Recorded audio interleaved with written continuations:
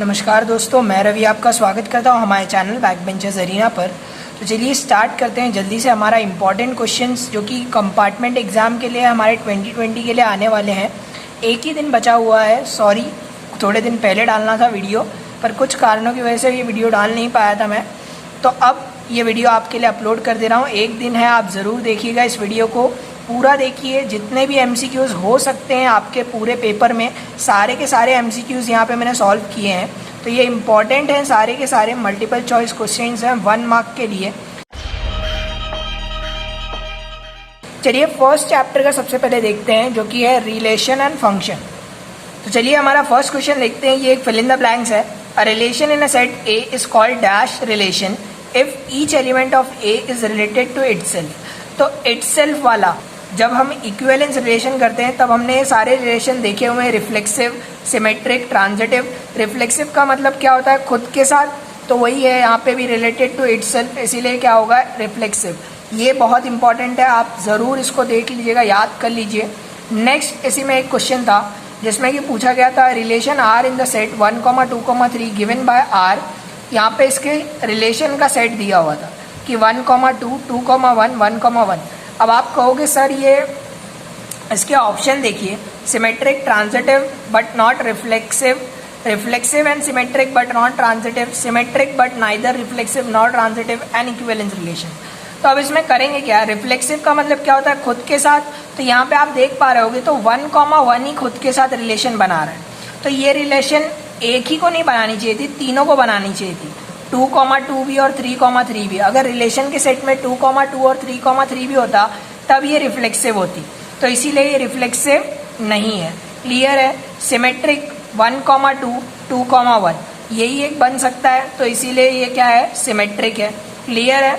और देखिए are is transitive, transitive के लिए क्या होना चाहिए था, 1, 2, 2, 3 और 1, 3 ये तीनों रिलेशन इसके अंदर होने चाहिए थे रिलेशन वाले सेट में, पर वो है क्या, नहीं है, खाली 1, 2, 2, 1 और 1, 1 है, इसलिए ट्रांजिटिव भी नहीं होगा। तो हमारा ऑप्शन सी करेक्ट है। क्लियर है फ्रेंड्स। नेक्स्ट क्वेश्चन देखते हैं। अब इसी में आप नेक्स्ट क्वेश्चन देख पा रहे होंगे, the function f defined by R 1, 1 के बीच में f of x equals to cos of x. अब कॉस ऑफ एक्स जो फंक्शन है ये क्या होता है, इसका नाइदर 1 और नॉर ऑन टू होता है। क्यों, क्योंकि ये अगर आप वो सॉल्व करेंगे 1, 2 और ऑन टू के लिए, 1 on 1 और ऑन टू के लिए, तो ये फंक्शन कभी भी दोनों ही नहीं रहेगा। पर जब ये -1 से 1 की लिमिट के अंदर रहेगा तब ये क्या होगा, ऑन टू होगा, पर 1 on 1 नहीं होगा। आप इसको याद कर लीजिएगा, अभी आपके पास इसको समझने का टाइम नहीं है। क्लियर है फ्रेंड्स। चलिए नेक्स्ट क्वेश्चन देखते हैं। नेक्स्ट भी सेम वही 2 इक्वेशंस हैं जो कि हम फेमिलियर है इससे। अगर आप इक्विवेलेंस रिलेशन पढ़ चुके हो तो आपको ये दोनों आप फटाक से समझ में आ जाएंगे। A relation R in a set A is called symmetric if a, A2 belongs to R. मतलब A1 और A2 दो नंबर है जो बिलोंग करते हैं रियल नंबर्स को, implies A2 A1 belongs to R. मतलब क्या हो रहा है, A1 A2 लिखकर प्लस लिखते थे, इक्वल्स टू A2 A1 करते थे सिमेट्रिक में। तो यही तो कह रहे हैं कि अगर A1 A2 बिलोंग करता है R को तो A2 A1 भी बिलोंग करता है R को। For all A1 A2 belongs to R। तो ये कौन सा रिलेशन है, सिमेट्रिक। अब ऐसे ही नेक्स्ट वाला अगर आप देखोगे तो सेम है, थर्ड वाला रिलेशन जो हमारा ट्रांजिटिव के लिए होता है, क्या कि अगर A प्लस B है और B प्लस C है तो इसका मतलब क्या होता है, equal to A plus C equal to, मतलब अगर होता है, अगर A प्लस C इक्वल है तब क्या हो जाएगा, ये ट्रांजिटिव हो जाएगा। तो सेम वही है, ट्रांजिटिव के लिए क्या बोला था, A1 A2 belongs to R and A2 A3 belongs to R, implies that A1 A3 belongs to R। Clear है। यही मतलब हुआ ना, A और B बिलोंग करते हैं, B और C भी बिलोंग करते हैं, तो मतलब क्या हुआ, A और C भी बिलोंग करते हैं R को। इसका रिलेशन का मतलब क्या होता है, ट्रांजिटिव। क्लियर है फ्रेंड्स। नेक्स्ट देखते हैं। तो नेक्स्ट आप यहाँ पे कुछ और 3 क्वेश्चन देख पा रहे होगे, ये रिपीट हो गया है, ये वापस से वही क्वेश्चन लिख दिया है जो रिफ्लेक्सिव वाला था, क्योंकि उनके लाइन में आ रहा था सिमेट्रिक ट्रांजिटिव के, तो इसको इग्नोर करिएगा। नेक्स्ट देखिए, अब हमें यहाँ पे एक फंक्शन दिया है जिसमें रिलेशन है R to R given by F of x क्या है, 3 - x³ रेज टू 1/3। तो हमें क्या निकालना था, एफ ऑफ एक्स। इसका आंसर तो एक्स होगा, पर कैसे आया चलिए देखते हैं। अब एफ एक्स की वैल्यू क्या है, 3 minus x cube raise to 1/3। तो एफ ऑफ एक्स क्या होगा, f function f of x. Clear है। तो हम लोग जितनी जगह पे एक्स है उसकी जगह पे क्या पुट करेंगे, ये वाली वैल्यू पूरी एफ ऑफ एक्स की वैल्यू पुट करेंगे। तो कैसा हो जाएगा, f of 3 minus x cube raise to 1/3। तो क्या होगा, इसमें 3 यहाँ पे रखिए, एक्स की जगह पे ये पूरा फिर से डाल दीजिए, तो पूरा फिर से लिख देंगे। तो इसको अगर आप देखोगे तो वह 3 रेज टू 1/3, तो 3 कैंसिल, 1 बचा, मतलब क्या बचा, 3 माइनस एक्स क्यूब बचा। यहाँ पे 3 है ना बाहर, क्यूब की पावर। क्लियर है, ये 3 कट जाएगा तो 1 बचेगा, तो मतलब यही स्टेटमेंट बचेगी। अब इसमें देखिए 3 का कैंसिल हो जाएगा, 3 माइनस 3, तो बचा क्या, minus x cube raise to 1/3। क्या बच रहा है, माइनस एक्स क्यूब, माइनस नहीं प्लस बचेगा, माइनस माइनस क्या हो जाएगा, प्लस। ये कैसा हो जाएगा, 3 minus 3 plus x cube the whole raise to 1/3। Clear है। तो होल रेज टू 1/3 था, तो ये तो कैंसिल ही होने वाला है, एक्स क्यूब का 1/3, 3 कैंसिल, बचा क्या, खाली एक्स। वही हमारा क्या है, आंसर। क्लियर है फ्रेंड्स। नेक्स्ट ऐसे ही देखते हैं 8th वाला क्वेश्चन। तो यहाँ पे f and g are 2 functions बोला था। From R to R defined as f of x equals to mod x plus x, g of x equals to mod x minus x. हमें f of g of x निकालना था। क्या निकालना था, f of g of x. जैसे हम लोग F of x निकालते हैं वैसे सेम ही। तो f of g of x का मतलब क्या है, f g of x. X f of x जो है, इसमें एक्स की जगह पे पूरा क्या पुट करना है हमें, जी ऑफ एक्स को पूरा, ये पूरा पुट कर देना है। एक्स एक्स यहाँ पे लिखा है, कहाँ पर, एफ ऑफ एक्स में। तो इसमें जब आप पुट करोगे तो ये जी ऑफ एक्स की वैल्यू है, ये पूरा कहाँ पर पुट कर दूंगा, इसकी जगह पे। तो जहाँ जहाँ एक्स था वहाँ पर जी ऑफ एक्स लिखिए। तो जी ऑफ एक्स लिखेंगे, देखिए ये पहला एक्स है, ये एक्स की जगह पे जी ऑफ एक्स लिखा, फिर प्लस एक्स, तो x की जगह पे क्या है, जी ऑफ एक्स। ये मॉड में था इसलिए जी ऑफ एक्स पूरा मॉड में, उसके अंदर का मॉड चेंज नहीं करेंगे, पूरा मॉड। क्लियर है। अब मॉड की वैल्यू यहाँ पे बोली थी लेस देन 0। क्या बोला था, लेस देन 0, मतलब क्या होगा, मॉड की वैल्यू 2 होती हैं, मॉड ऑफ एक्स की वैल्यू 2 होती हैं, पॉजिटिव एक्स और नेगेटिव एक्स। पॉजिटिव एक्स जब ग्रेटर देन 0 होता है और नेगेटिव एक्स जब लेस देन 0 होता है। तो यहाँ पे कंडीशन मेंशन की थी कि लेस देन 0 होगा, इसीलिए हमने माइनस एक्स लिया है। देखिए मॉड हटाते हैं, माइनस एक्स और ये -2x हुआ, पर मॉड की वैल्यू क्या होगी, फिर से नेगेटिव ही होगी। क्यों, क्योंकि x इज लेस देन 0 बताया था, तो -2x -4x। तो हमारा आंसर क्या है इसका, ये f of g of x क्या आया, -4x। क्लियर है। यही कुछ क्वेश्चंस थे जो कि हमारे रिलेशन एंड फंक्शन से बन सकते थे। क्लियर है फ्रेंड्स। चलिए नेक्स्ट टॉपिक देखते हैं। अब नेक्स्ट चैप्टर जो है हमारा वो है इनवर्स ट्रिग्नोमेट्रिक फंक्शंस। सारे क्वेश्चन 1 मार्क्स के ही हैं क्योंकि हम लोग एमसीक्यूज की ही बात कर रहे हैं। चलिए फर्स्ट क्वेश्चन देखते हैं। अब फर्स्ट से क्वेश्चन बहुत इजी था। कैसे कि इफ कॉस ऑफ, अब आप इसको छोड़ दीजिए, इसको देखिए, sine of 2/√x plus cos inverse of x equals to 0 then x is equal to. अब आप मुझे बताइए, इसको पूरे को थीटा मानिए। अब cos थीटा 0 कब होता है, जब cos π/2 हो। क्या हो, cos π/2। और हमें पता है कि sine inverse of x plus cos inverse of x π/2 होता है। उसकी वैल्यू क्या होती है, π/2 होती है। अगर आपको नहीं पता है तो ये याद रख लीजिएगा कि sine inverse of x plus cos inverse of x π/2 होता है। सेम वे में tan inverse of x plus cot inverse of x भी क्या होता है, π/2 होता है। और cosec inverse of x plus sec inverse of x, इसकी भी वैल्यू क्या होती है, π/2 ही होती है। क्लियर है फ्रेंड्स। तो ये तीनों फॉर्मूलाज हैं, आप याद रख लीजिएगा। तो इसके हिसाब से यहाँ पर π/2 कब आ सकता है, जब ये x की वैल्यू भी सेम हो। इसके x को साइन इनवर्स ऑफ x क्या है, 2√5 है, तो ये वाले x की भी वैल्यू क्या होनी चाहिए, 2√5। तो सीधा सीधा हमको ये 2√5 पे टिक कर देना है। क्लियर है फ्रेंड्स। चलिए नेक्स्ट क्वेश्चन देखते हैं। अब नेक्स्ट क्वेश्चन आपको याद करना होगा। मैं कहूँगा ये इनवर्स ट्रिग्नोमेट्रिक फंक्शंस जो चैप्टर है, इसका जो लास्ट वाला पेज होगा आपकी टेक्स्ट बुक का, आप जानते हैं जहाँ पे समरी दी होती है एक बार क्विक रिवीजन के लिए, वहाँ पे आपको टेबल मिलेगा प्रिंसिपल वैल्यूज़ का, सारे फंक्शंस का, सेक का, कोजेक का, सारे फंक्शंस का है, आप वो वैल्यूज़ याद कर लीजिएगा ताकि आपको जब भी ऐसा कोई क्वेश्चन आए जहाँ पर यहाँ पर क्या पूछा था, the range of principal branch value branch of the function y is equal to sec inverse of x's. अब ये सीधा याद होनी चाहिए, 0 से पाई होगी, क्या होगी 0 से pi, but not at π/2 except at π/2। Clear है।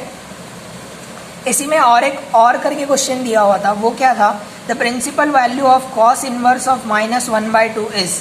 अब प्रिंसिपल वैल्यू बोली थी कॉस इनवर्स ऑफ 1/2। अब इसको क्या करेंगे हम लोग, इसको कॉस वाई कंसिडर कर लेते हैं। क्या कंसिडर कर लेंगे, cos y. Cos y equal to cos of pi minus π/3। Pi minus π/3 क्यों कहा मैंने, क्योंकि ये नेगेटिव है ना, ये आपको नेगेटिव दिख रहा है, इसलिए मैंने इसको पाई माइनस π/3 लिखा। आपने क्वाड्रेंट सॉल्व किया हुआ है। अब कॉस की वैल्यू नेगेटिव कहाँ होगी, यहाँ पर ना, फर्स्ट क्वाड्रेंट में तो सब पॉजिटिव होते हैं, यहाँ पर कॉस नेगेटिव होता है क्योंकि यहाँ पे साइन और कोजेक ही खाली पॉजिटिव होते हैं। क्लियर है फ्रेंड्स, बाकी सब क्या होते हैं, नेगेटिव होते हैं। तो इसीलिए हमने इसको पाई माइनस π/3 लिखी, तो वैल्यू क्या आई 2π/3, और ये इसकी रेंज में लाई भी करता है क्योंकि हमने कॉस की रेंज क्या है 0 से पाई। क्लियर है, समझ में आया, इसलिए इसका आंसर क्या होगा 2π/3 जो कि हमें मिला है। क्लियर है, चलिए नेक्स्ट देखते हैं। अब नेक्स्ट क्वेश्चन आप देख पा रहे होंगे, find the principal value of cos inverse of cos 13π/6। अब आप कहोगे sir cos inverse of cos theta, तो इसको सीधा लिख सकते हैं ना हम लोग थीटा, पर ये 13π/6 इसकी रेंज में लाई करता है क्या, 0 से पाई के रेंज में लाई करता है, नहीं लाई करता। 13π/6 की वैल्यू 0 से पाई के बीच में लाई नहीं करती है, इसलिए ये वैल्यू नहीं ले सकते।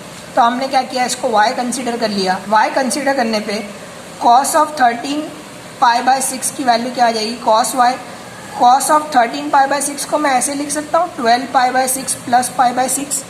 क्या हो जाएगा ये, अगर यही क्वाड्रेंट के हिसाब से देखें तो 2π प्लस थीटा, और यहाँ पे cos की वैल्यू पॉजिटिव होती है 2π प्लस में, तो ये क्या आ जाएगा 6 2 ज़ा, तो 2π प्लस थीटा, तो 2π प्लस थीटा क्या मिल जाएगा मुझे,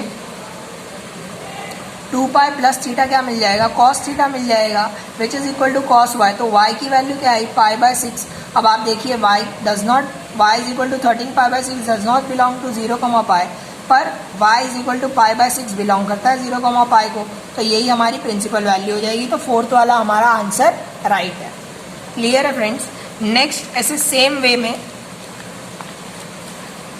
में हमें यहाँ पे एक फोर्थ क्वेश्चन दिया था कि the principal value of tan inverse of tan of 3π/5 is. अब ये आपको 3π/5 जो दिख रहा है, इसकी वैल्यू -π/2 से π/2 के बीच में लाई करनी चाहिए। अब आप चेक कैसे कर सकते हो, 3π/5 है इंटू 180/π करिए, पाई कैंसिल, 5 3 ज़ा 15, 3 5 6 ज़ा 30, तो 3 6 ज़ा 12, 3 3 ज़ा 9 और 1 10, 102 डिग्री है, पर हमें क्या 90 डिग्री से कम चाहिए। π/2 क्या है मेरा 90 डिग्री है, तो 90 डिग्री से कम चाहिए थी वैल्यू, पर ये कम है क्या, नहीं है। तो इसी तरीके से इसको भी सॉल्व कर लेंगे, तो हमें वैल्यू क्या मिलेगी 2π/5। जैसे आपने पहला वाला सॉल्व किया है कॉस इनवर्स के लिए, ऐसे ही सॉल्व कीजिएगा, बस इसकी रेंज क्या रहेगी -π/2 से π/2। क्लियर है, चलिए नेक्स्ट देखते हैं।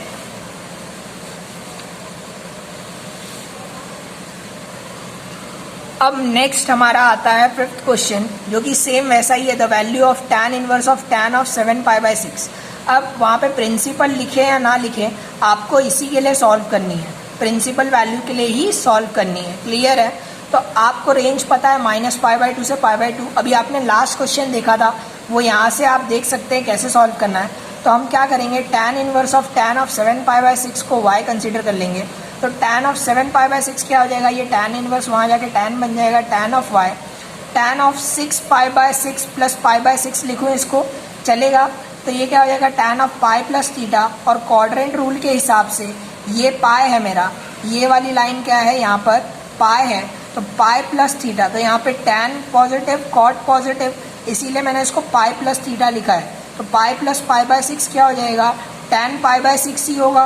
क्लियर है, pi plus theta tan theta ही होता है, और y की वैल्यू क्या आ गई π/6, इसीलिए आंसर क्या राइट है π/6। आप जल्दी जल्दी में 7π/6 टिक मत कर दीजिएगा, आपको प्रिंसिपल रेंज याद रखनी है।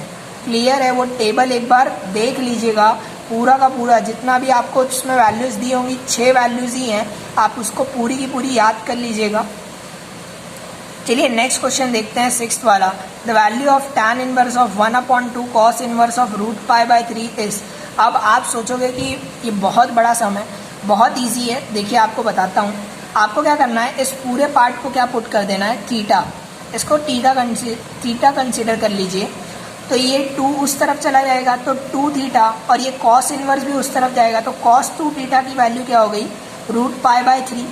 बट हमें क्या पता है, cos 2 थीटा की वैल्यू क्या होती है, 1 - tan² theta upon 1 + tan² theta. tan के वैल्यू में लिखो तो ये फॉर्मूलाज आपको ट्रिगो के बाय हार्ट होने चाहिए, तभी आप MCQ सॉल्व कर पाओगे। तो जो फॉर्मूला मैं यहाँ पे कह रहा हूँ आप सब याद कर लीजिएगा। तो ये क्या हो जाएगा, cos 2 थीटा की value 1 - tan² theta upon 1 + tan² theta, यहाँ पर पुट करिए तो √π/3। तो ये क्या हो जाएगा, 1 - tan² theta upon 1 + tan² theta equal किसको होगा, √π/3। अब ये 3 से यहाँ भी मल्टीप्लाई कीजिए, क्रॉस मल्टीप्लाई कीजिए, तो वैल्यू क्या हो जाएगी, 3 - 3 tan² theta equals to √5 plus √5 tan² theta. Clear है? यही वैल्यू होगी ना मेरी, क्या होगी, 3 - 3 tan² theta √5 plus √5 tan² theta. Clear है फ्रेंड्स? अब ये मिलने के बाद आप आगे ही ऐसे सॉल्व करोगे, यहाँ पर पुट करके जब आप सॉल्व करोगे तो आपकी वैल्यू क्या आएगी, 3 - √5/2। क्लियर है? नेक्स्ट देखते हैं 7th वाला। अब 7th वाला क्वेश्चन बहुत इजी है। कैसे इजी है चलिए बताता हूँ। tan of sine inverse of 3/5 plus tan inverse of 3/4। अब अगर यहाँ पे cos होता तो मैं वो फॉर्मूला बना लेता π/2 वाला, पर cos दिया हुआ है क्या, नहीं। तो हम इस साइन को क्या करेंगे, tan में चेंज कर देंगे, क्योंकि हमें फॉर्मूला पता है कि tan of A plus tan of B, ये क्या होता है, tan of A plus B upon 1 - AB। Clear है? यही फॉर्मूला होता है। तो इसी के लिए हम लोग इसको ऐसा लिख रहे हैं, और चलिए उसको सॉल्व कर लेते हैं। तो यहाँ पर भी यही होगा। तो यहाँ पर आप देखिए, इस साइन को मैं चेंज कर दूंगा किस में, tan में। तो tan में कैसे चेंज करेंगे, साइन इनवर्स ऑफ 3/x को क्या मान लूँगा, x। तो साइन x की वैल्यू क्या हो गई, 3/5। क्लियर है? आपको ये तो पता ही होगा कि साइन की वैल्यू क्या है, 3/5। अब cos की वैल्यू लाने के लिए, किसकी वैल्यू, cos की वैल्यू लाने के लिए हम क्या लिख सकते हैं, आइडेंटिटी से 1 - sin²x। कैसे, cos² plus sin²x equal to क्या होता है, 1 होता है। तो यहीं से क्या बन जाएगा, cos x की वैल्यू 1 - sin²x, और स्क्वायर वहाँ जाके क्या बन जाएगा, रूट। क्लियर है? तो यहाँ पे sin x की वैल्यू पुट कीजिए तो क्या हो जाएगा, 9/5, और ये मिलेगा cos x की वैल्यू 4/5। क्लियर है? cos x मिला आपको, cos x मिल गया। आप चाहते तो यहीं से tan की वैल्यू, tan ऑफ x की वैल्यू क्या हो सकती है, sin x upon cos x। क्या होगा, sin x upon cos x। तो देखिए क्या मिल जाएगा, 3/4 मिल जाएगा। क्या मिलेगा हमें, 3/4 मिल जाएगा, tan ऑफ 3/4। क्लियर है? tan ऑफ 3/4 किसकी वैल्यू मिलेगी, tan x की। किसकी मिलेगी हमें वैल्यू, ये सॉरी फ्रेंड्स, tan ऑफ 3/4 ये नहीं मिलेगा हमें, tan x की वैल्यू। किसकी वैल्यू, यहाँ पर लिखता हूँ, tan x की वैल्यू 3/4 मिलेगी। तो x की वैल्यू क्या हो सकती है, tan इनवर्स ऑफ 3/4, जो कि हमें यहाँ पे मिली हुई है, tan इनवर्स ऑफ 3/4। अब इसके बाद क्या करेंगे हम लोग, ये यहाँ पे पुट करेंगे। तो आपने tan इनवर्स ऑफ 3/4 मिल गया आपको। अब क्या करेंगे, tan of A plus tan of B लगाएंगे। यहाँ पे देखिए tan of A plus tan of B, तो क्या होगा, tan inverse of A plus B upon 1 - AB। तो 1 - AB करने पे हमें क्या मिलेगी, tan इनवर्स ऑफ 6/4, 6/4 हो जाएगा ये, अपॉन 7। क्लियर है? 6 × 4 अपॉन 7, ये बाय 4 यहाँ वाला ऊपर आ जाएगा। क्लियर है फ्रेंड्स? क्योंकि यहाँ पे 16 हो रहा है देखिए। तो इसी से हमारा आंसर क्या आएगा, 24/7। ठीक है? थोड़े बड़े सम्स हैं, पर समझ ले आएंगे तो अगर आपने किया हुआ है चैप्टर तो आपको समझ में आ रहा होगा। अब ऐसे ही the value of sine inverse of cos of 3π/5 is. अब ये कैसे सॉल्व करेंगे चलिए देखते हैं। अब cos को मैं साइन में कैसे लिख सकता हूँ, sine of pi by 2 minus theta, क्या लिख सकता हूँ, कॉस को sine of pi by 2 minus theta, उसकी वैल्यू क्या होती है, कॉस थीटा। तो इसीलिए हमने इसको ऐसे लिखा। तो पाई बाय 2 माइनस 3 पाई बाय, अब साइन इनवर्स ऑफ साइन, ये क्या मिल जाएगा, थीटा मिल जाएगा। थीटा की वैल्यू क्या है, इतनी। तो इसको सॉल्व करिए आगे, तो आपको क्या मिलेगा, माइनस पाई बाय 10, जो कि बिलोंग करता है साइन के रेंज को, जो कि है माइनस पाई बाय 2 से पाई बाय 2। क्लियर है। इसीलिए आंसर क्या है मेरा, माइनस पाई बाय 10। क्लियर है। चलिए लास्ट वाला क्वेश्चन देखते हैं, जो कि 9th वाला है हमारा। tan inverse of 7/9 plus tan inverse of 1/8। अब आपने यहाँ पे जो चीज़ सॉल्व की थी ना, tan inverse of 3/4 plus tan inverse of 3/4, वैसे ही आपको सॉल्व करना है। तो फॉर्मूला क्या है मेरा यहाँ पे, tan inverse of a plus tan inverse of b क्या होता है, tan inverse of a plus b upon 1 minus ab। ये क्या आप सॉल्व करोगे तो आपको वैल्यू क्या मिलेगी, 65/72, 65/72 जो कि है 1। और tan inverse of 1, tan inverse of 1 क्या होता है, पाई बाय 4। इसीलिए आंसर क्या है मेरा, पाई बाय 4। क्लियर है। इसी के साथ हमारे सेकेंड चैप्टर के जितने भी क्वेश्चंस हैं, सेकेंड चैप्टर के जितने भी क्वेश्चंस हैं, ये सारे के सारे क्वेश्चंस पूरे होते हैं। चलिए थर्ड चैप्टर देखते हैं, जो कि है हमारा मैट्रिसेस।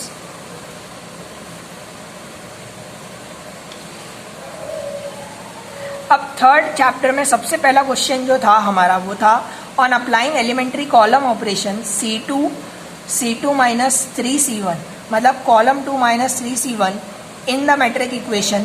ये ऐसी इक्वेशन थी। The RHS right hand side of the equation becomes, मतलब ये वाला साइड कौन सा है, RHS है, और ये क्या है, LHS है। तो हमसे आंसर पूछा था RHS के लिए, पर हमने पूरे में अप्लाई करके आपको दिखा दिया है कि LHS ऐसा होगा, RHS ऐसा होगा। आपको ये अप्लाई करना तो आता ही है, ऑपरेशंस नहीं आता है तो हमने वीडियोस बनाई है, उस पर जाके आप देख सकते हैं। तो चलिए नेक्स्ट क्वेश्चन देखते हैं। A square matrix A is said to be symmetric if A transpose equals to A transpose equals to A, ये आंसर है। आप इसको अभी रट्टा मार लीजिए, याद कर लीजिए, कुछ भी करिए, क्योंकि एक ही दिन बचा हुआ है हमारे एग्जाम के लिए। आपने ये पढ़ा होगा, आपने सिमेट्रिक के लिए देखा होगा कि A transpose equal to A होगा, तभी वो क्या होगी, सिमेट्रिक।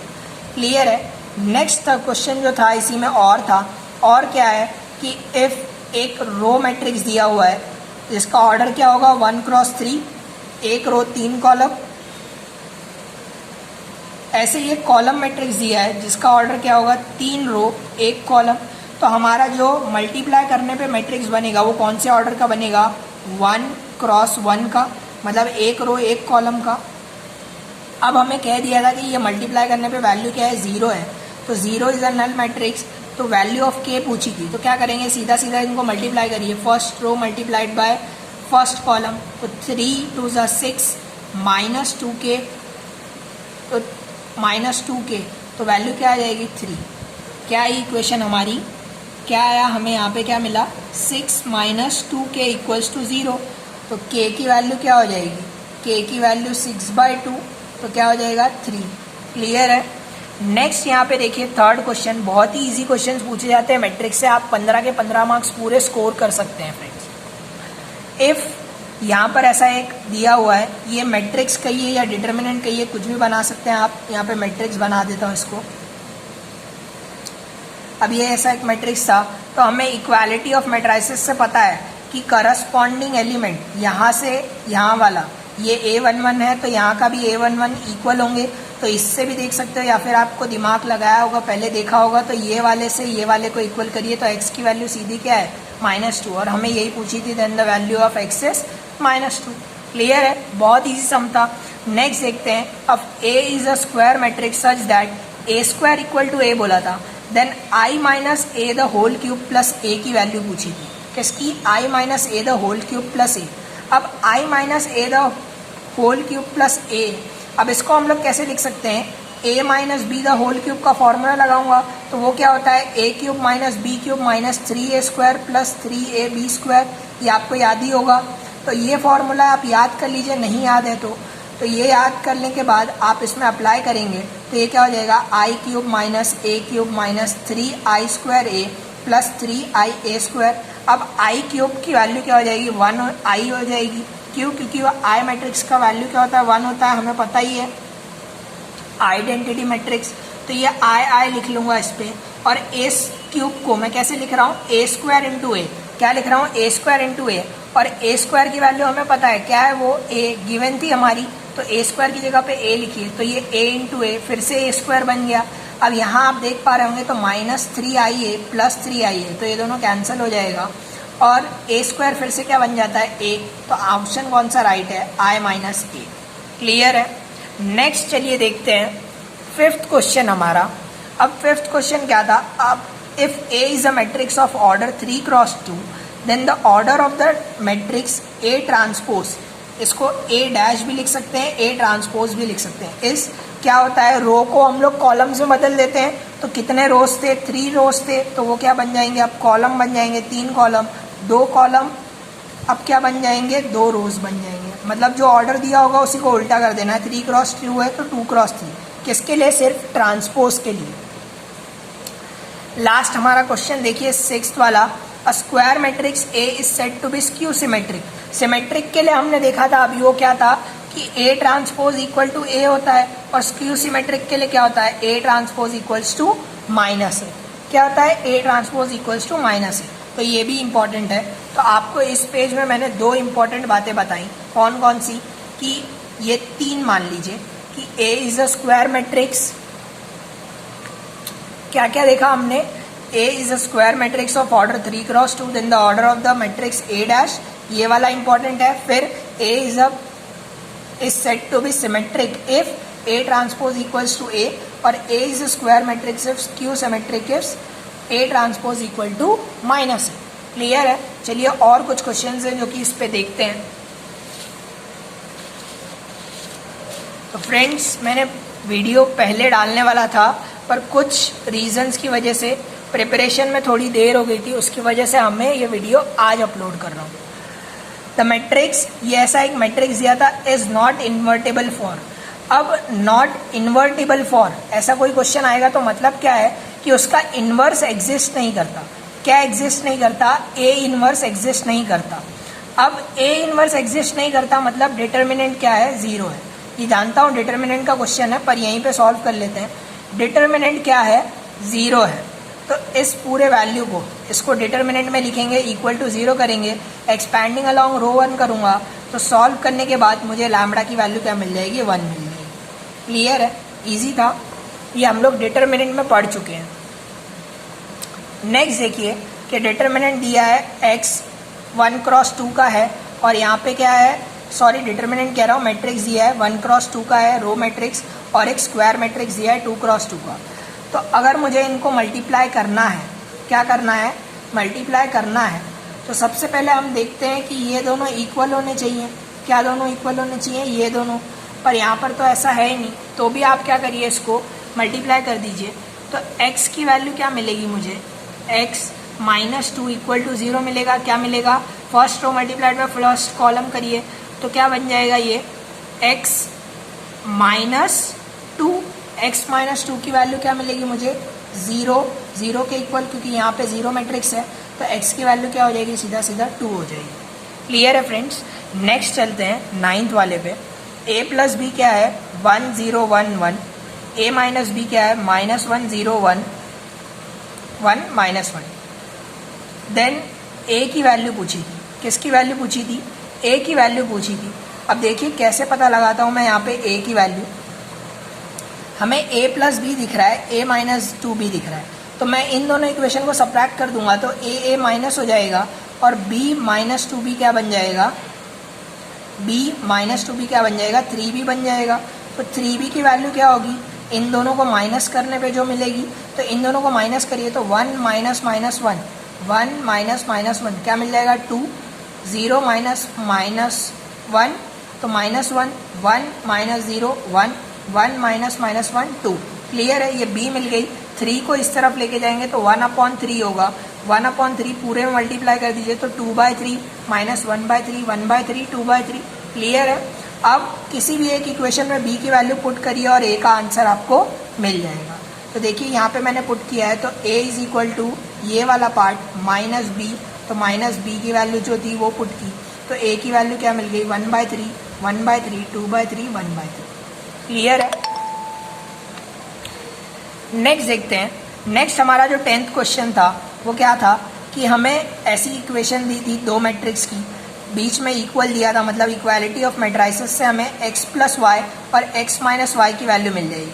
तो x प्लस वाई किसको इक्वल होगा, 2 को, और x माइनस वाई किसको इक्वल होगा, 4 को। क्लियर है फ्रेंड्स, समझ में आ रहा है आपको इक्वालिटी ऑफ मैट्राइसेस। हमें x इंटू वाई चाहिए था, तो क्या करेंगे, x plus y equal to 2, x minus y equal to 4। Clear है, तो इन दोनों को ऐड करूंगा तो क्या होगा, ये y कट जाएगा, plus y minus y, 2x की वैल्यू क्या मिल जाएगी मुझे, 6 मिल जाएगी, 2 प्लस 4 6, x की वैल्यू क्या मिल गई, 3, x की वैल्यू 3 मिल गई। थोड़ा यहाँ पे गलती हुई थी, उसकी वजह से चेंज किया है, तो आप इग्नोर करिएगा इसको। और x प्लस वाई की वैल्यू क्या होती है, 2, हमने यहाँ पे पहले वाली इक्वेशन में देखी थी। तो यहाँ पे x की वैल्यू पुट कर दीजिए, तो y की वैल्यू क्या मिल जाएगी मुझे, -1 मिलेगी। क्या मिलेगी, -1। अब इन्हीं दोनों वैल्यूज़ को मल्टीप्लाई कर दीजिए, तो वैल्यू क्या मिलेगी, -3। तो x इंटू वाई की वैल्यू क्या है, -3। आंसर क्या है, -3। क्लियर है फ्रेंड्स। चलिए नेक्स्ट देखते हैं, लास्ट वाला 11th वाला क्वेश्चन हमारा। 11th में क्या बोला है, if a b x y, यहाँ पे रो कॉलम ऐसे मैट्रिक्स दिए हैं, हमसे पूछा है a b plus x y. तो a b plus x y क्या होगा, a को b से मल्टीप्लाई करिए, first row multiplied by first column, तो मुझे क्या मिलेगा, 1 रो 1 कॉलम वाला एक मैट्रिक्स मिलेगा। तो देखिए मैंने ए बी को मल्टीप्लाई किया तो मुझे क्या मिला, मैट्रिक्स 8, मतलब एक ही एलिमेंट मिला उसमें, वो क्या था, 8, और मैट्रिक्स का साइन नहीं हटेगा। क्लियर है। ऐसे ही एक्स वाई को भी मल्टीप्लाई करेंगे तो क्या मिलेगा, मैट्रिक्स 20 मिलेगा। मुझे आंसर क्या मिलेगा, मैट्रिक्स 20, और इन्हीं दोनों को ऐड करने पे आंसर क्या मिलेगा, मैट्रिक्स 28। तो यहाँ पे सिर्फ 28 वाला नहीं, मैट्रिक्स 28 आंसर राइट। तो इसी के साथ हमारे मैट्रिक्स के जितने भी सम्स थे सारे के सारे पूरे हो जाते हैं। नेक्स्ट चलिए देखते हैं डिटरमिनेंट्स का टॉपिक।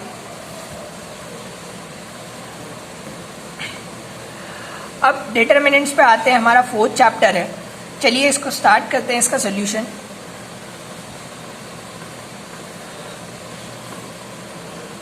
फर्स्ट आप देख पा रहे होंगे, a and b are square matrices each of order 3 and magnitude, a का मैग्नीट्यूड क्या दे दिया है, 5, b का मैग्नीट्यूड क्या दे दिया है, 3, then the value of magnitude of 3ab is. अब इसमें आपको बताऊंगा एक चीज, for a square matrix of order 3 k of a, हमने देखा है k ऑफ a का डिटरमिनेंट क्या होता है, k cube into a determinant order 3 के लिए। किसके लिए, ऑर्डर 3 के लिए। ऑर्डर 2 के लिए क्या हो जाएगा, k स्क्वायर होगा। क्या हो जाएगा, k square magnitude of a। तो हमें मतलब पता चल गया कि k ऑफ ए बी का मतलब क्या होगा। यहाँ पे k क्या है, 3, और a की जगह पे क्या है, ए बी। क्लियर है। तो इसको कैसे लिख सकते हैं, 3 का cube into magnitude of A magnitude of B, तो क्या हो जाएगा 27 इंटू 5 इंटू 3, तो क्या हो जाएगा 405। यही है हमारी पहली वैल्यू। तो ये इंपॉर्टेंट है, आप ये याद रखिएगा कि k of magnitude of k of a equals to k cube magnitude of a। अब सेकेंड वाला question, if a is a 3x3 matrix such that magnitude of a is 8, then 3a magnitude of 3a equals. अब same वही ka वाली property, तो 3 का क्या हो जाएगा, क्यूब हो जाएगा, क्योंकि 3x3 मैट्रिक्स बोला था, इनटू मैग्नीट्यूड ऑफ a, तो 3 का क्यूब 27, और मैग्नीट्यूड ऑफ a क्या दिया है, 8, 27 इंटू 8 क्या हो जाएगा, 216। क्या होगा आंसर, 216। नेक्स्ट देखते हैं, if a is a non singular square matrix of order 3 such that a square equals to 3a, then determinant of a is. Determinant of a की वैल्यू पूछी थी, तो हमें क्या दिया हुआ था, a square equals to 3a। अब क्या करेंगे, इनमें दोनों तरफ a इनवर्स से मल्टीप्लाई करेंगे। क्यों मल्टीप्लाई कर रहे हैं अभी आपको बताता हूँ। a इनवर्स से मल्टीप्लाई करने पे आपको वैल्यू क्या मिलेगी, a into A inverse into a square को a इंटू ए लिख लिया, तो ये वाले पार्ट की वैल्यू क्या हो जाएगी, i हो जाएगी, i into A equals to, यहाँ पे क्या हो जाएगा 3 इंटू ए इनवर्स, वो क्या होगा i। तो 3 इंटू आई कैसे हो जाएगी, ऐसी कुछ मैट्रिक्स बनेगी 3x3 की, और इसका डिटरमिनेंट क्या होगा 27। तो आंसर क्या है मेरा 27। क्लियर है फ्रेंड्स, इजी सम है, बस आपको कॉन्सेप्ट समझने की ज़रूरत है थोड़ा सा। चलिए 4th वाला देखते हैं। 4th वाले में क्या बोला है, इफ़ a इक्वल्स टू ऐसा एक स्क्यू सिमेट्रिक मैट्रिक्स दिया है, then the value of determinant of adjoint of a is. अब आप कहोगे सर इसमें एडजॉइंट फाइंड करें, बहुत कुछ सॉल्व करें, तो मैं यहाँ पे आपके लिए एक ट्रिक लेके आया हूँ, बहुत इंपॉर्टेंट है। वो क्या है कि एडजॉइंट ऑफ ए का डिटर्मिनेंट वो किसको इक्वल होता है, डिटर्मिनेंट ऑफ ए का स्क्वायर फॉर 3x3 मैट्रिक्स। किसके लिए, 3x3 मैट्रिक्स के लिए। और एडजॉइंट ऑफ ए अगर 2x2 के लिए फाइंड कर रहे हैं तो वो किसको इक्वल होगा, डिटर्मिनेंट ऑफ ए के लिए। डिटर्मिनेंट ऑफ एडजॉइंट ऑफ ए किसको इक्वल होगा, डिटर्मिनेंट ऑफ ए के लिए। तो हमें क्या बोला था यहाँ पे, ये 3x3 मैट्रिक्स है। कौन सा है, 3x3। तो हम 3x3 वाला अप्लाई करेंगे। तो इसका अगर आप डिटर्मिनेंट निकालोगे तो क्या आएगा, 2 × 2 4 2 8 -8 आएगा। और -8 का अगर मैं स्क्वायर कर दूं तो वैल्यू क्या होगी, 64। इसीलिए ये आंसर है। क्लियर है फ्रेंड्स, कुछ घबराने की जरूरत नहीं, ये ट्रिक्स आप याद रखिएगा। नेक्स्ट देखिए यहाँ पे, नेक्स्ट है हमारा 5th question. If A is a 3x3 matrix and determinant of A is -2 then the value of A into adjoint of A का डिटर्मिनेंट, किसका determinant, A into adjoint of A का determinant is. अब क्या करेंगे, हमें पता है 3x3 के लिए एडजॉइंट ऑफ ए का डिटर्मिनेंट क्या होता है, ए स्क्वायर होता है, डिटर्मिनेंट ऑफ ए स्क्वायर होता है, और साथ ही में ए और ए के दिया हुआ है, तो इसको भी क्या करिए, डिटर्मिनेंट ऑफ ए कर दीजिए। तो वैल्यू क्या आ जाएगी मेरी, डिटर्मिनेंट ऑफ ए का क्यूब। क्लियर है, यहाँ पे मैंने समझाया है, एडजॉइंट ऑफ ए का डिटर्मिनेंट इंटू डिटर्मिनेंट ऑफ ए, इसीलिए क्या मिल गया, ए क्यूब। अब ए क्यूब क्या हो जाएगा, 2 का क्यूब, 8 पर क्या होगा, -8, क्यों, माइनस इंटू माइनस प्लस होगा, फिर से माइनस माइनस देगा। क्लियर है। लास्ट वाला सम देखते हैं, 6th वाला। If A is a square matrix of order 3 and determinant of A is 5 then the value of 2 × A transpose is. अब यहाँ पे A ट्रांसपोज फाइंड करते हुए नहीं बैठना है, क्योंकि हमें A ट्रांसपोज कहीं A की वैल्यू कुछ दी हुई है क्या कि हम लोग A ट्रांसपोज फाइंड कर लें। तब हम क्या करेंगे, एक ट्रिक अप्लाई करेंगे कि क्या determinant of A transpose equals to determinant of A। Determinant of A के इक्वल ही होता है determinant of A transpose. Clear है फ्रेंड्स। तो इसी से अगर मैं सॉल्व करने जाऊंगा तो 2 × A ट्रांसपोज का डिटर्मिनेंट क्या हो जाएगा, 3 का है, तो हमारा KA वाला रूल तो अप्लाई होगा ही। कौन सा वाला, KA वाला।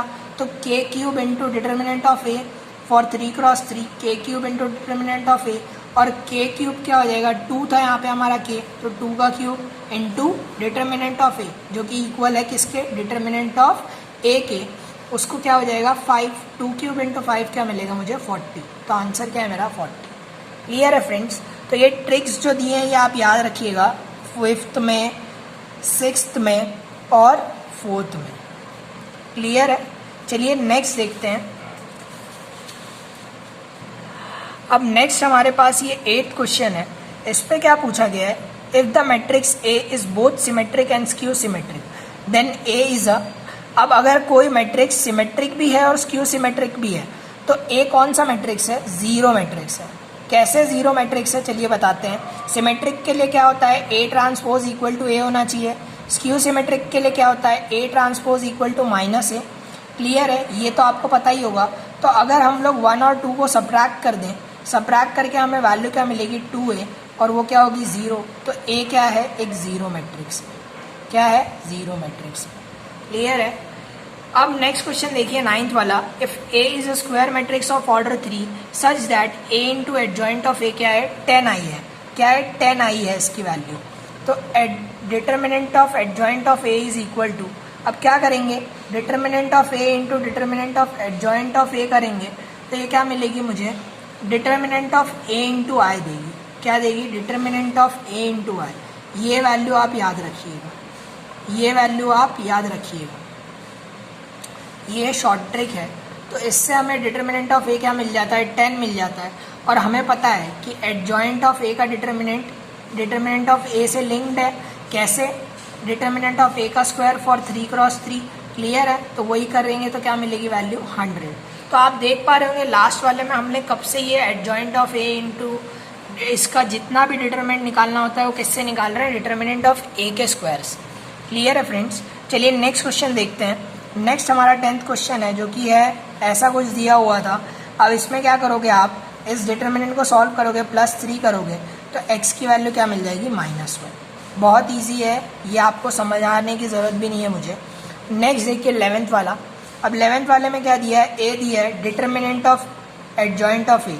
अब कब से यही वाला सॉल्व कर रहे हैं, determinant of adjoint of A, तो वो क्या होगा ए स्क्वायर 3 क्रॉस 3 था, डिटर्मिनेंट ऑफ ए का स्क्वायर, तो ए क्यूब का स्क्वायर क्या हो जाएगा ए रेज टू 6, यही वैल्यू।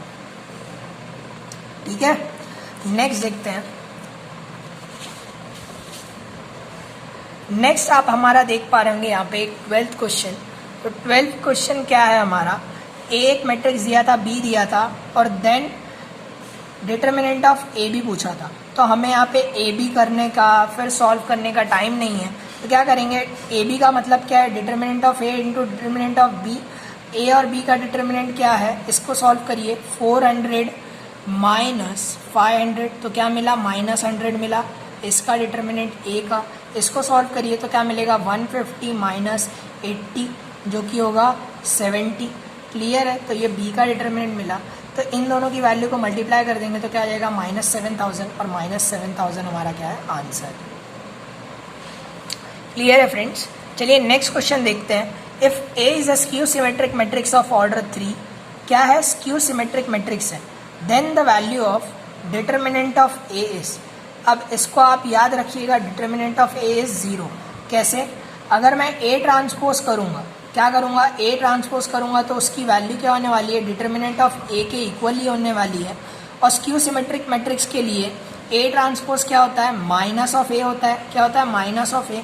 तो डिटर्मिनेंट ऑफ ए की वैल्यू क्या हो जाएगी, -1 का क्यू हमने इसमें -1 अपना के मान लिया। क्या मान लिया, के इंटू डिटर्मिनेंट ऑफ ए, तो 1 का cube into determinant of A, तो ये determinant of A minus determinant of A क्या देगा, मुझे 0 देगा, इसीलिए आंसर क्या है 0।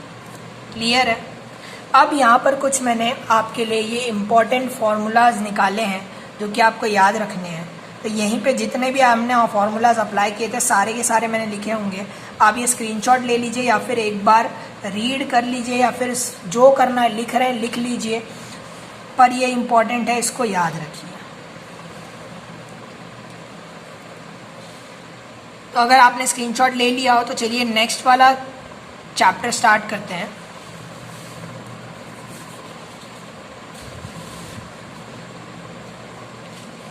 अब नेक्स्ट चैप्टर हमारा यहाँ पर कौन सा है, कंटिन्यूटी एंड डिफरेंशिएबिलिटी। अब कंटिन्यूटी एंड डिफरेंशिएबिलिटी में सबसे पहला समझो है the value of lambda so that the function F is defined by F of x की वैल्यू दी है, एक जगह लेस देन पाई बोली है इक्वल टू, और एक जगह ग्रेटर देन पाई बोली है। तो सीधा सीधा क्या करना है, पाई की वैल्यू पुट करिए, कॉस पाई 0 तो लैम्बडा की वैल्यू, कॉस पाई 1 तो लैम्बडा की वैल्यू क्या आएगी, -1 आएगी। क्या आएगी, -1। तो ये cos 0 1 होता है और cos ऑफ पाई क्या होता है, -1। तो इसीलिए हम यहाँ पे आंसर क्या आएगा, -1। क्लियर है, बहुत ईजी था। नेक्स्ट देखिए यहाँ पे डिफरेंशिएबिलिटी से सम था कि हमें यहाँ पे क्या बोला था, y is equal to AE 5x plus b into e raise to minus of 5x। तो हमें डबल डेरिवेटिव निकालना था। डबल डेरिवेटिव अब आपको बताऊंगा, कभी भी ये जो पावर दिख रही है 5 इसी को डबल कर दीजिए तो क्या होगा, 5 का 25 हो जाएगा, 5 इंटू 5 क्या होगा 25, और वही हमारा आंसर होगा। क्यों, क्योंकि 2 बार डेरिवेट सेम, एक बार पहले ऐसी इक्वेशन आएगी AE raise to x, AE raise to x, तो ये x नहीं है ना, 5x है, तो मल्टीप्लाई बाय 5 भी होगा। क्लियर है, इसको वापस से चेन रूल के हिसाब से डेरिवेट करोगे तो वैल्यू क्या आएगी, 5 बाहर आएगी, तो ये कुछ ऐसा डेरिवेटिव मिलेगा। फिर इसको आप डेरिवेट करोगे तो क्या मिलेगा, फिर से ये क्या है, ये तो कांस्टेंट है पूरा, और ये e रेस टू ax का वैल्यू क्या होता है, a into e raise to x, तो यही मिलेगा हमें। तो 25 कॉमन ले लेंगे तो 25 क्या आएगी, y, तो इसीलिए इक्वल क्या है 25y को। क्लियर है। चलिए नेक्स्ट देखते हैं। नेक्स्ट यहाँ पे क्या दिया हुआ था, find the value of k so that f defined by f of x equals to x square sine of 1/x square if x is not equal to 0, और k होगी if x is equal to 0। तो continuous है तो left hand limit equals to right hand limit equals to f of 0, मतलब यही होता है ना हमारा मतलब। तो f ऑफ 0 की वैल्यू क्या है, k है, और limit extends to minus f of x क्या है, कोई भी माइनस या पॉजिटिव जो भी चाहो आप सॉल्व कर सकते हो। तो क्या मिलेगा, x square into sine of x square. अब हमने इसको x स्क्वायर से डिवाइड किया, तो एक्स स्क्वायर से डिवाइड करने पे क्या मिला हमें, sign of 1/x² upon 1/x², जो कि क्या है, 0 है। क्या है, 0 है। तो k की वैल्यू क्या आएगी, 0 आएगी। क्लियर है फ्रेंड्स। चलिए फोर्थ क्वेश्चन देखते हैं। फोर्थ क्वेश्चन क्या है, the derivative of log x with respect to 1/x is. अब log x का डेरिवेटिव निकालना था विद रिस्पेक्ट टू 1/x, तो इसमें घबराने की कोई भी ज़रूरत नहीं है। इसको एक टर्म मानिए, इसको एक टर्म मानिए, दोनों को अलग अलग डिफरेंशिएट कीजिए। डिफरेंशिएट करके उन्हीं को अपॉन में लिख दीजिए, क्योंकि dy1 अपॉन dy2 ये लाना है ना, तो ये दोनों तो कट ही हो जाएगा dx। तो ये वैल्यूज़ जो मिली है, log x का डेरिवेटिव 1/x, 1/x का डेरिवेटिव -1/x²। क्लियर है, यही होगा ना, ये x⁻⁻1 बनेगा। तो x⁻n की वैल्यू क्या होती है, n(x⁻n−1), तो -1 आगे आया और ये क्या बन जाएगा, -2, तो -1/x²। क्लियर है। इसी को सॉल्व करेंगे तो आपको वैल्यू क्या मिलेगी, -x। तो -x हमारा आंसर। अब ये लास्ट वाला question, the function f(x) equal to x-1 x² -1 is discontinuous at. Discontinuous कब होगा, जब नॉट डिफाइंड होगा। कब होगा, जब ये फंक्शन नॉट डिफाइंड होगा। नॉट डिफाइंड कब हो सकता है, नीचे 0 लाने पे। तो x की वैल्यू 0 हो सकती है, या फिर x² -1 की वैल्यू क्या हो सकती है, 0 हो सकती है। तो हमें 3 वैल्यूज़ मिलेंगी, x equal to 0, x equal to -1 और x इक्वल टू 1। तो एग्जैक्टली 3 पॉइंट्स पे ये क्या है, डिसकंटिन्यूअस है। क्लियर है फ्रेंड्स। चलिए नेक्स्ट क्वेश्चन देखते हैं।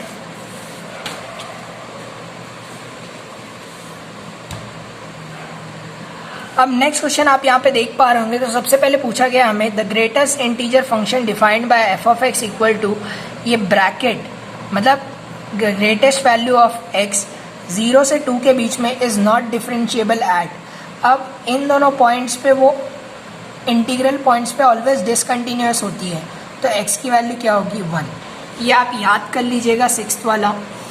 अगर f(x) equal to x into mod x है, ये मॉड ऑफ x है, तो f'(x) की वैल्यू क्या होगी, आंसर है 2 मॉड x। पर कैसे आया मैं आपको बताता हूँ। मॉड x का डेरिवेटिव क्या होता है, मॉड x का डेरिवेटिव होता है x upon mod of x। क्या होता है, x upon mod of x। तो इसको u, इसको v कंसिडर करके डिफरेंशिएट कीजिए, तो क्या हो जाएगा, x into d/dx of mod x plus mod x into d/dx of x। तो क्या हो जाएगा वैल्यू। और अगर आप देखोगे तो यहाँ पर नहीं, चलिए आपको यहाँ पे बताता हूँ। तो ये क्या हो जाएगा, x into x upon mod of x plus mod of x। तो मैं इन x को भी मॉड ऑफ x लिख सकता हूँ, क्योंकि वैल्यू तो पॉजिटिव ही रहने वाली है। अब आप देखोगे तो ये मॉड x कैंसिल कर दीजिए, तो बचा क्या, 2 मॉड x बचा। क्या बचा, 2 mod x। Clear. Same way में यहाँ पे एक मॉड का क्वेश्चन और है, f(x) equals to 2 mod of x plus 3 sine of mod of x plus 6, then the right hand derivative at f(x) equal to x equal to 0 is 5। Answer 5 आया, पर कैसे आया आपको बताता हूँ। तो यहाँ पे देखिए, अब मुझे बोला क्या था कि f(x) की वैल्यू क्या है, 2x plus 3 sine x plus 6 है, ग्रेटर देन 0 के लिए। क्यों, क्योंकि वहाँ पे मॉड दिया हुआ था ना, 2 mod of x plus 3 mod of sine x। तो मॉड की वैल्यू एक बार पॉजिटिव हो सकती है, एक बार नेगेटिव होती है। ग्रेटर देन 0 के लिए पॉजिटिव है और लेस देन 0 के लिए नेगेटिव है। तो यहाँ पे क्या आ जाएगा, -2x minus 3 sine x plus 6। Plus 6 को कोई फर्क नहीं पड़ेगा, वो तो कांस्टेंट था। अब f'(x) क्या हो जाएगा, इसको डेरिवेट करिए, 2 प्लस साइन का cos 3 cos x, और यहाँ पे इसको भी डेरिवेट करिए तो क्या आ जाएगा, -2 माइनस 3 cos x। अब right hand limit at x equal to 0 क्या हो जाएगी, f'(x) 0 होगा, तब क्या होगा, वो वैल्यू देगा मुझे राइट हैंड लिमिट का। और राइट हैंड लिमिट मतलब क्या, पॉजिटिव वाली। तो पॉजिटिव वाला कौन सा है, ये वाला है। तो इसमें पुट करेंगे हम लोग वैल्यू। तो limit x tends to 0, 2 plus 3 cos x, cos of x की जगह पे 0 पुटिए, cos 0 क्या होता है 1, तो 2 प्लस 3 क्या होगी 5। क्लियर है, समझ में आया। अब 9th वाला क्वेश्चन देखिए यहाँ पे, if y is equal to log to the base e। अब इससे डरने की ज़रूरत नहीं है, हर समय कुछ ना लिखा हो तो बेस e होता है, हम सॉल्व करते हैं बेस e के लिए ही। अगर e लिख दिया तो भी कोई फ़र्क नहीं, x² अपॉन e²। तो हमें डबल डेरिवेटिव फाइंड करना था, तो स्टार्ट करते हैं। y की value log of x square upon E square, तो ये a अपॉन b था, तो वो क्या होता है माइनस होता है, माइनस प्रॉपर्टी पता है आपको log की, log of a by b क्या होता है log of a minus log of b, तो वो क्या हो जाएगा log of x square minus log of e square. अब log की प्रॉपर्टी है कि पावर आगे आ जाती है, तो क्या हो जाएगा 2 log x माइनस ये 2 आगे आएगा और log सेम बेस सेम, ये बेस तो e था ना, तो log same base same value 1, तो माइनस 2 इंटू 1, क्लियर है 2 इंटू 1। तो इसी को क्या करेंगे हम लोग डिफ्रेंशिएट करेंगे, तो dy बाई डी एक्स की वैल्यू क्या मिलेगी 2 log ऑफ x, इसका तो 0 ही होने वाला है, क्लियर है। अब इसको फिर से डिफ्रेंशिएट कीजिए तो इसका क्या मिलेगा माइनस 2 अपॉन एक्स स्क्वायर, तो आंसर क्या है minus 2 upon x square. Next देखते हैं, नेक्स्ट हमारा यहाँ पर क्या है y is equal to tan inverse of x plus cot inverse of x, x belongs to real numbers, then dy by d x is equal to, अब मैंने आपको बताया था कि tan inverse of x plus cot inverse of x क्या होता है pi by 2 होता है। अब पाई बाई 2 क्या है एक कांस्टेंट है, तो इसीलिए इसका डेरिवेटिव क्या होगा 0 होगा, क्लियर है, इजी था। नेक्स्ट देखिए, if cos of x y equals to k where k is a constant and x comma y, अब यहाँ पर ये कुछ ध्यान देने की जरूरत नहीं है, आपको सीधे क्या करना है cos of x y equals to k, ये वाला सॉल्व करना स्टार्ट करते हैं। तो cos of x y equals to k बोला था, तो एक्स वाई जब इसको डेरिवेट करूँगा तो क्या वैल्यू हो जाएगी cos of x comma y, और इसका क्या होगा 0 होगा, कांस्टेंट है ना के, तो इसकी वैल्यू क्या होगी 0, cos का डेरिवेटिव माइनस साइन, और x इंटू वाई सिर्फ x था क्या नहीं, तो इसको फिर से डिफ्रेंशिएट करिए u इंटू वी। अब आप आगे जाके ऐसे ही सॉल्व करोगे तो आप देखोगे लास्ट में dy बाई डी एक्स की वैल्यू पूछी थी, हमें कुछ ऐसी इक्वेशन मिलेगी इसमें dy बाई डी एक्स की वैल्यू पूछी थी, तो वो क्या होगी minus y by x. Last में आप जब सॉल्व कर रहोगे तो ये मिलेगा, पर मुझे पूछा क्या था dy बाई डी एक्स की वैल्यू पूछी थी, क्लियर है, तो वो क्या आएगी माइनस वाई बाई एक्स। इसी के साथ हमारा ये चैप्टर खत्म होता है, तो हम इसको ये पार्ट 1 ही रख रहे हैं, बहुत बड़ा वीडियो हो गया है। नेक्स्ट पार्ट में आप 6 से लेके जितने भी आपके चैप्टर्स हैं वो सारे चैप्टर्स आप देख पाएंगे। थैंक यू फॉर वॉचिंग, और नेक्स्ट वीडियो ज़रूर देखिएगा। अगर आपको वीडियो पसंद आई हो तो वीडियो को लाइक करिएगा और चैनल को सब्सक्राइब ज़रूर करिएगा। All the best for your compartment exams.